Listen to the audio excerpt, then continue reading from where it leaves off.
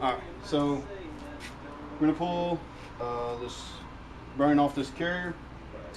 What we've got is a regular large bearing separator from Harbor Freight, except it's just been modified a little bit.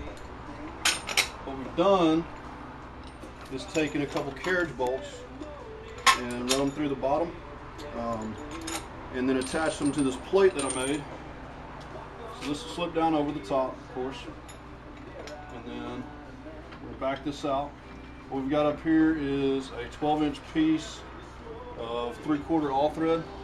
Got two nuts back together up top, a little bit of Loctite, and then the top one's actually welded shut. That way there's no chance it's gonna back off. Carriage bolts are 8-inch long by 1/2-inch carriage bolts, just real galvanized.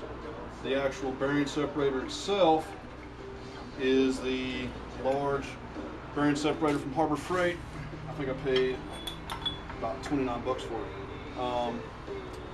Why'd I go through all the trouble of making a 2-bolt puller for the actual bearing puller, the separator itself?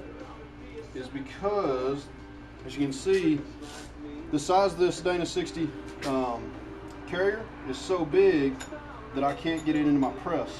Okay, bought a press the other weekend, and the carrier is just too big to get in there. I can't get my arbor plates around it. Can't make anything work.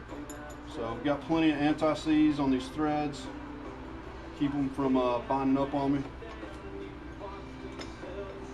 So I'm gonna run this in about finger tight, and then I want to start sucking it up a little bit.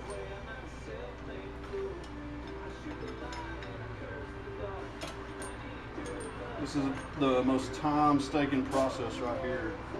It's just starting to get everything set up. Start to get everything set up. Snug this up a little bit so it's not flopping around all over the place. Now, a lot of people will say that this probably isn't the best way to do it. A lot of it is in your preparation, you know. Going slow, watching, making sure nothing's binding, making sure you're squared up on everything. Is going to alleviate a lot of the problems you're going to have. People downgrade this Harbor Freight separator because it is made in China. They say it'll shatter. But as long as you take it slow, watch what you're doing, don't get carried away, you're usually going to be fine. Okay? Now, of course, there's always a chance something can happen. There's a chance something can happen with a separator that's made in the USA from Pittsburgh steel. You know, it's just a chance you're going to take. You know, if you're not being smart and you're rushing through something, you're not watching to see if something's binding, you can snap even the strongest steel with the right strength press. The good thing about this, it's not really a built-in safety feature, but I guess it is a little bit. The bolts are only 1/2 inch. They're just galvanized, they're not grade 8 or anything. So if anything's going to go, I'm hoping it's going to be these bolts first before the separator actually cracks apart on me. Okay, we've got another Harbor Freight jewel, okay, just a Harbor Freight impact. I'm going to set it to reverse, or I'm sorry, set it to forward. Start running that gear, running that all thread in there. And as you can see, Julie, come here. We'll watch right here, and we're off center a little bit. So we're going to bump it back over to center.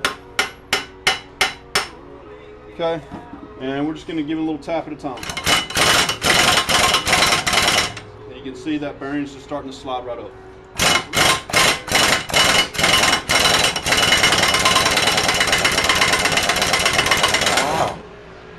Just like that. So that is, I think, all in all, if you count the anti-seize that I spent, anti-seize and some white lithium grease I bought a while ago, I think all in all I've got $30 in this. It's a piece of the old bumper, a little bit of 1/4 inch plate, drilled some holes, so about $30 into it. The Yukon bearing puller, now granted it does come with the separator, well kinda, it comes with the clamshell, it's $340. So about $30, so we're $60 into this, doing the same job that a $330 job, Yukon tool would do. All right, thanks.